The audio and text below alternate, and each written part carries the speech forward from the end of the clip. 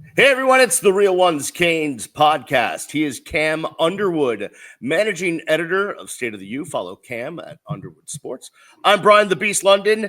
You can follow me at Miami Radio Beast. And joining us on the show, former Miami Hurricanes champion, former Baltimore Ravens Super Bowl champion, former Pro Bowler, College Football Hall of Famer. Did I forget anything, Bryant McKinnie?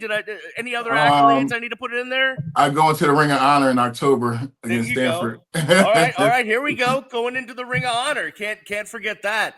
Bryant McKinnie joins us, one of the best players to ever play at the U. Amazing player in the NFL. But Bryant, we're here to talk about something that I think that's very meaningful to both Cam and myself, and that's mental health. It's Mental Health Awareness Month. And your foundation, the B Major Foundation, is putting on a great event at the Hard Rock coming up on May 22nd at 7 p.m. It's called Another Evening of Cocktails and Conversation Mental Health Awareness Event. And I'm looking at the slate of panelists you have. It looks amazing. Tell us about this event and why you wanted to do this. I added this to my mission statement around 2016 or 17. When I retired, there were a couple other people who retired around the same time as me, and they were having, I'm gonna say, mental breakdowns. I think that came from like trying to transition from, being an athlete their whole life to now life after. And I was kind of there for two of them specifically. Went down to the psych ward. Just talked to their parents, a lot of different things. Even talked with the NFL and NFLPA, like trying to figure out how to get those guys help because they felt more comfortable talking to me than they did their own parents. And they felt like, because I've kind of lived a similar life than they lived. And I guess they felt like their family always comes to them for help and support. They didn't want to go to them for it. So I felt like, okay, this is a real thing. I hear people talk mental health all the time, but being really in the face of it, being head on with it, I was like, I need to add this to my mission statement because we need to have more conversations because those parents at the time didn't know what to do, how to get help or anything. And I just felt like I need to educate myself too on some things that that you need to look out for. Like when somebody may be crying out for help, as you kind of overlook it. I just wanted to have those pointers to know what to look for. Oh, that's really great, and this is something that, like Brian said, we've both been passionate about. My father died by suicide back in 2005, so I've been a staunch mental health and suicide prevention advocate. So going through that journey for myself, I know that there are a lot of resources out there. So from this event that you're hosting, what kind of resources, apart from the panel, but what kind of things are there or around and available for people if they don't already know? Well, at the event, we have a few therapists, life coaches, and everybody that are part of the panel. So they'll be able to share their information. They'll be able to share so if you need therapy, there'll be people there that you can come and talk to for after the event, and the people that just share different tools and things like that that you can just learn and take away from to kind of use in your regular life afterwards. Brian, you talked about former players in the NFL, right? Needing help in this space. And a lot of times when we think about football players, especially, we think of big, strong guys, right? On the field, warriors, right? And what we don't often think about is that you guys may be bigger than the rest of us. Maybe you play a sport that's tougher than the rest of us that do a 9-to-5 job, but you still deal with all the same stuff that the rest of us deal with, right? You're not just because you're a big guy or your friends that you played with are big guys and warriors on the field doesn't mean you don't go through things and deal with the same kind of situations that we all go through. Do you think there's kind of a stigma that football players, come on, they can handle anything, even though in reality, you guys are human just like the rest of us? Yeah, we're all human. We all bleed the same.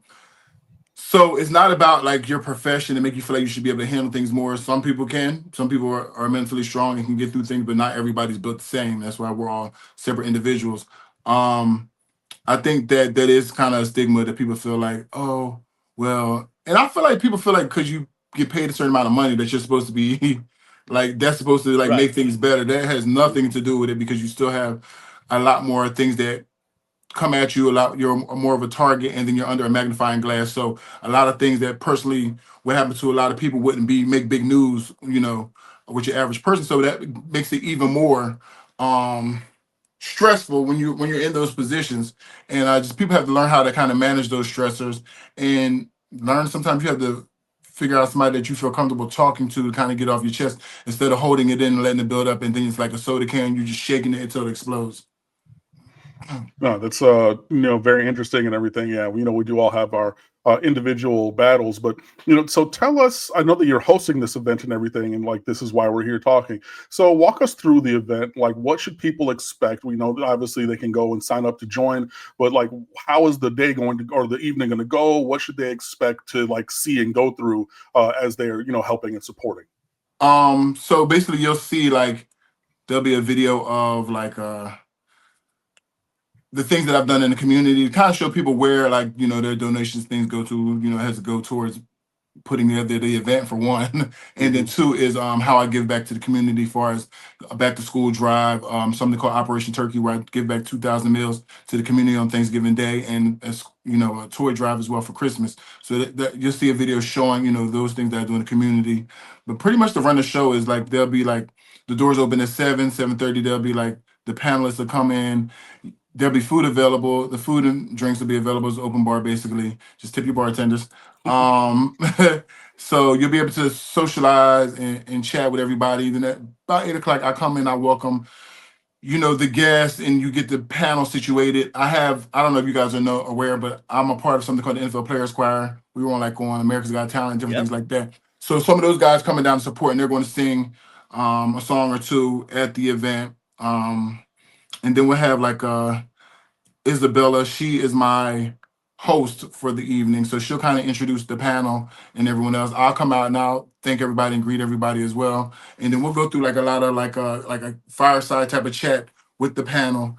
And the therapist session will be kind of led by Dr. Tasha, who's a therapist who does a great job. She'll interact with the crowd as well, so the crowd will be able to ask questions as well, and interact. And you'll have just different people up there, like for instance,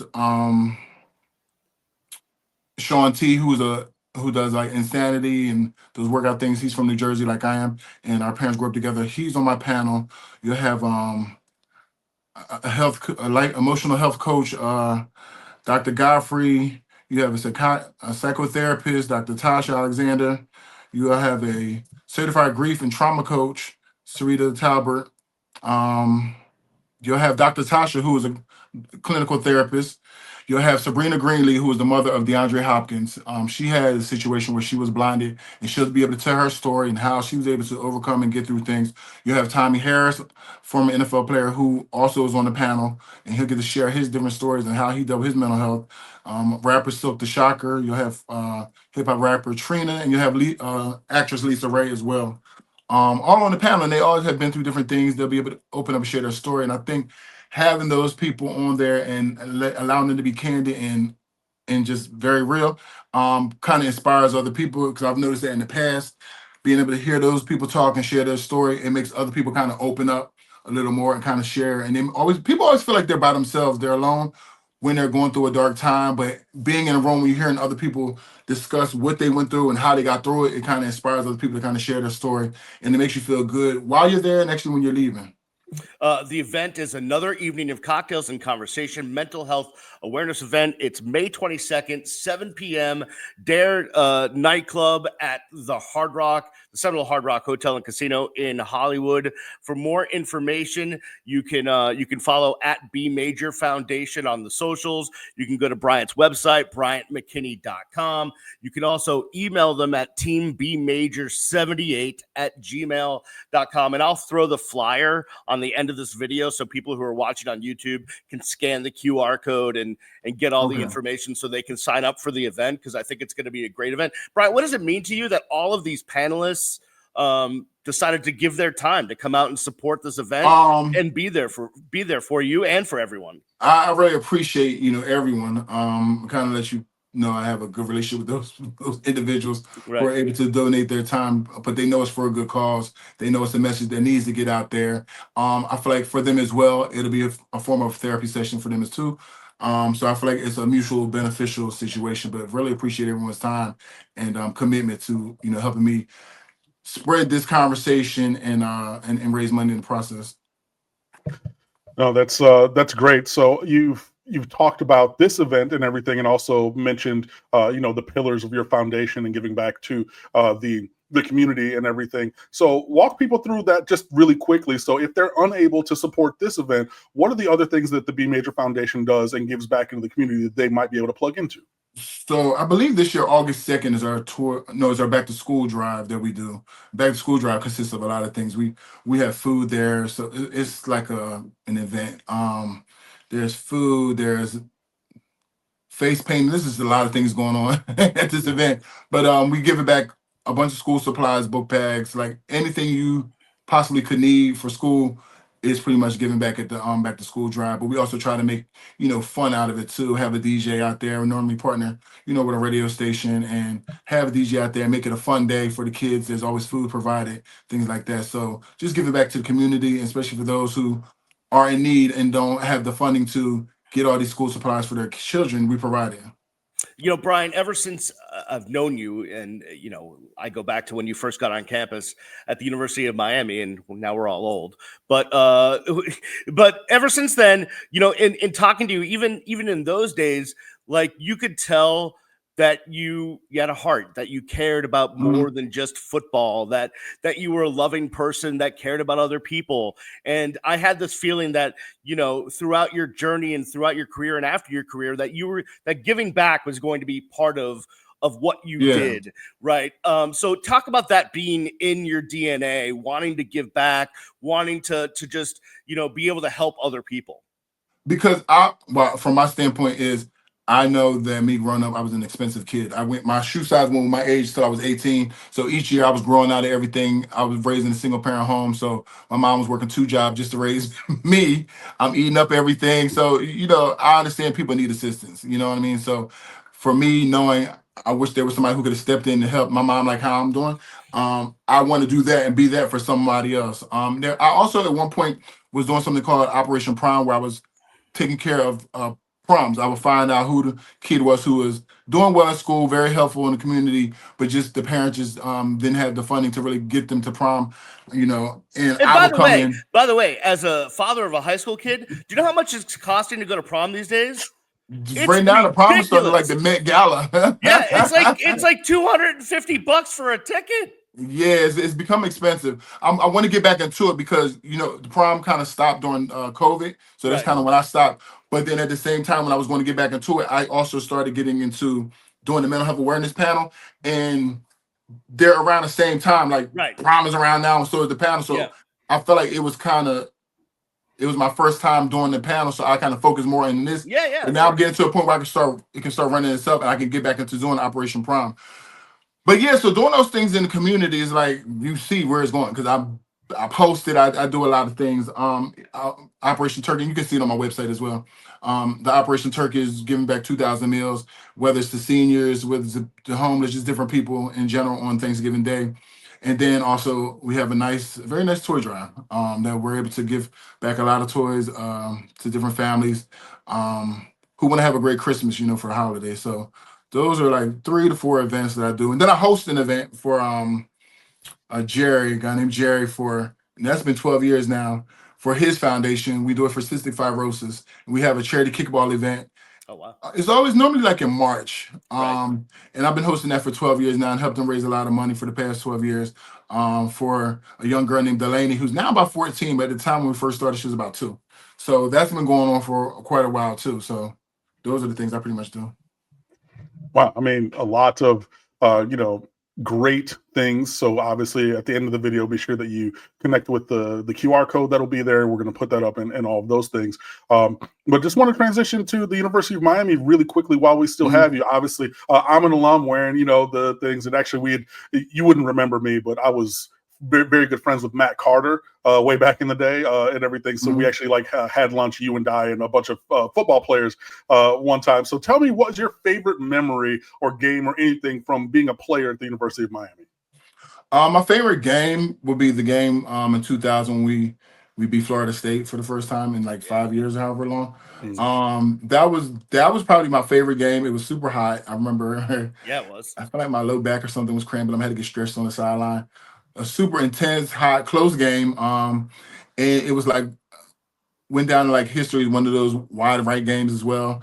And that was something we had kind of studied. I feel like a lot of us kind of looked back and like studied or got to know the people before us, and like so we knew that there was a history of wide right, and we were very familiar with the players. I think maybe too because they were able to come around more often, but we were just happy to be a part of that era and that legacy of the wide right and be able to win that game and get back on track to finally beating that team who had been our rival.